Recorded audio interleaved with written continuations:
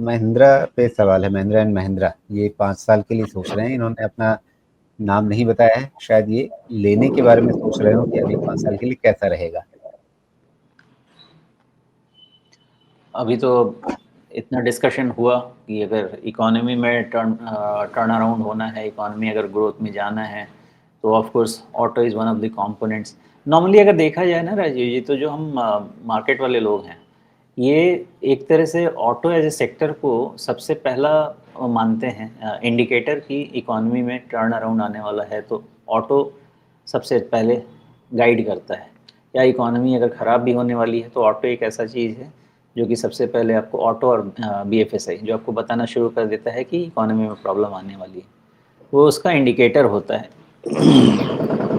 But that way no problem, Mahindra and Mahindra भी। और फिलहाल इनका 30 टाइम्स पे वैल्यूशन अगर देखा जाए और सेल्स किस रेट पे ग्रो कर रहा है, 22%। तो ऐसा है कि इनका तो सेल्स ग्रोथ इम्प्रूव हो रहा है, in place of declining it is increasing 2.5 time, 2.4 2.4, तो 0.4 डिवाइडेड बाई 2.4। तो इसका भी अगर रिस्क निकाला जाए तो 15% से ज़्यादा का रिस्क तो बनना नहीं चाहिए स्टॉक प्राइस में, गिवन द सेल्स। अगर करंट सेल्स को मैं कांस्टेंट मान लूँ कि 20% का ग्रोथ सेल्स का क्वार्टर का चलता रहेगा, 3200 माइनस 15%, तो रफली अबाउट 400-500 रुपया। तो आप ऐसा समझें कि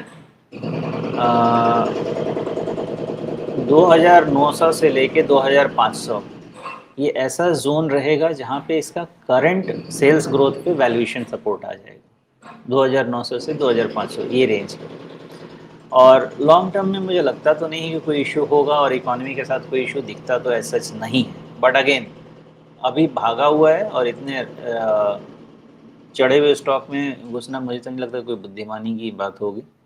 बट नीचे सपोर्ट लेवल अगर लगते हैं तो ठीक बात है। ट्रेडिंग अगर देखना है तो ट्रेडिंग के लिए तो बस जो आपका लो है ना अभी का 3187, उसको एक 2-4-5 रुपये ऊपर नीचे कर लीजिए। उसके नीचे जब तक क्लोज नहीं होता है रिबाउंड हो सकता है, लेकिन उसके नीचे क्लोज हुआ तो बाकी मैंने जैसे आपको समझाया 2900 से 2500 वो रेंज पे फिर से इवैल्यूएट करना चाहिए इसको।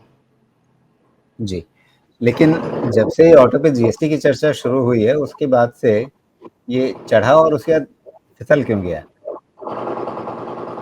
हाँ, ठीक बात है। तो अभी क्या है कि ओवरऑल मार्केट में ही करेक्शन घुस गया है ना, और एफआईआई सेलिंग है।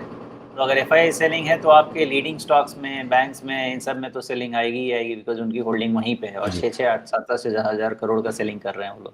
तो इट इज़ मोर ऑफ मेरे हिसाब से एफआईआई सेलिंग का विक्टिम।